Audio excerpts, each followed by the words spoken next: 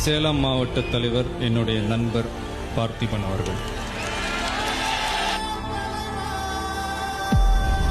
அவரை இங்க வெறும் பார்த்திபன் யாரும் கூப்பிடுறதில்ல, தமிழன் பார்த்திபன் தான் கூப்பிடுறாங்க.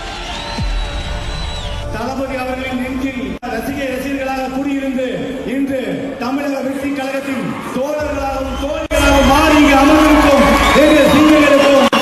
இன்னைக்கு ஒரு சின்ன விஷயம் இந்த மேடையில் உங்க எல்லாருக்கும் சொல்லணும்னு நினைக்கிறேன். உங்களால தான் நான் வளர்ந்தேன்.